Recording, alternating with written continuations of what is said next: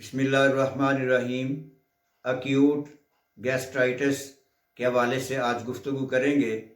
ये acute gastric जो problem है ये स्टमक के डिस्टर्ब होने की वजह से पैदा हो जाती है। मैदे के अंदर जो लुआबदार झिल्ली है जिससे पेप्सिन पैदा होती है, जो खुराक को डाइजेस्टिव करने के अंदर जो एक बेहतरीन तरीक़ाकार है, जो बेहतरीन इसका सबब बनती है, उसकी पैदाइश के अंदर उसकी नशो व नवा में कमी आना शुरू हो जाती है, जिसकी वजह से एक्यूट गैस्ट्रिक प्रॉब्लम आना शुरू हो जाता है। इसके मुख्तलिफ असबाब हैं, जिनमें से पहला ये है कि इंसान बहुत ज़्यादा मुरगन चीज़ों का इस्तेमाल करता है या बहुत ज़्यादा चरबीली चीज़ों का इस्तेमाल करता है, मसालादार चीज़ों का ज़्यादा इस्तेमाल करता है। नंबर 2, बेवक्ती खुराक खाता है, कोई उसका टाइम टेबल नहीं खुराक खाने का, इस वजह से भी मैदा जो है वो ख़राब हो जाता है। तीसरे नंबर पर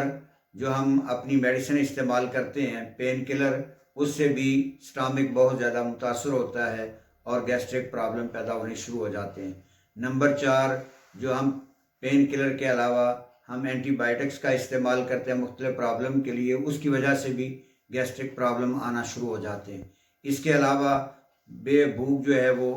कम हो जाती है और भूख कम होने के साथ जो मैदे के अंदर पेप्सिन रतूबत पैदा होती है डाइजेस्टिव सिस्टम के लिए, उसके अंदर कमी पैदा हो जाती है, जिसकी वजह से इंसान का स्टमक जो है वो गैस्ट्रिक का प्रॉब्लम करना शुरू कर देता है। इसके लिए अगर आप पैथोलॉजी में जाएंगे तो इसके लिए आप जो है वो टेस्ट करवाएंगे एच पाइलोरी का। अगर एच पाइलोरी पॉजिटिव आता है तो इसका मतलब ये है कि उसके मुंह का जायका भी कड़वा है, उसकी ज़ुबान पर सफ़ेद मैल भी है और इसके साथ उसका जी मतलाता है, भूख उसकी ख़त्म हो जाती है और भूख ख़त्म होने के साथ उसके अंदर चिड़चिड़ापन पैदा हो जाता है, वो गुस्से के अंदर चला जाता है, साइकी का प्रॉब्लम भी उसके स्टमक की वजह से उसको आना शुरू हो जाता है। तो ये सारी अलामत जो हैं ये एक्यूट गैस्ट्रिक की हैं और इसके इलाज के लिए होम्योपैथी के अंदर अगर मुंह का जायका कड़वा है तो इसके लिए आप जो मेडिसिन है वो एसिड नाइट्रिक कम 30 ताकत में सुबह शाम खाने से पहले मरीज़ को इस्तेमाल करवाएं तो उसका डाइजेस्टिव सिस्टम बहाल हो जाएगा और उसका जो एच पाइलोरी पॉजिटिव है वो इंशाल्लाह चंद दिनों के बाद नेगेटिव पोजीशन में आ जाएगा। और अगर खाना खाने के बाद उसके गैस की प्रॉब्लम पैदा हो जाती है या उसको मतली आना शुरू हो जाती है या जी मतलाता है तो इसके लिए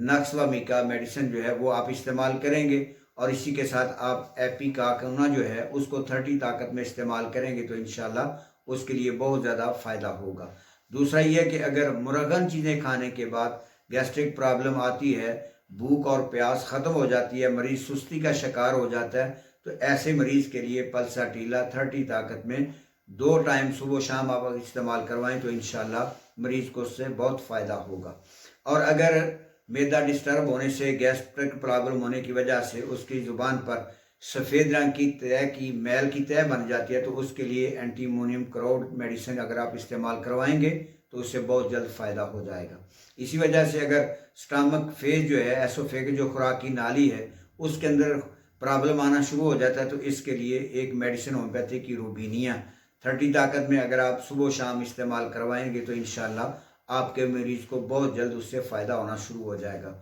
और अगर डाइजेस्टिव सिस्टम की प्रॉब्लम की वजह से बेचैनी और जलन बहुत ज़्यादा महसूस होती है, खौफ और घबराहट आना शुरू हो जाता है तो इसके लिए आर्सेनिक एल्बम बहुत ही अच्छी मेडिसिन है। और अगर गोश्त खाने की वजह से या शराब पीने की वजह से या तेज़ मिर्च मसाले खाने की वजह से ज़्यादा चटपटी चीज़ें इस्तेमाल करने से डाइजेस्टिव सिस्टम प्रॉब्लम करता है तो इसके लिए आप नक्स व मिका 200 में रात को बेड टाइम पे दे दें तो मरीज़ जो है वो चंद ही दिनों के बाद अपनी सेहत जो है वो बहाल कर लेगा और बहुत जल्द वो सेहतयाबी की तरफ लौट आएगा।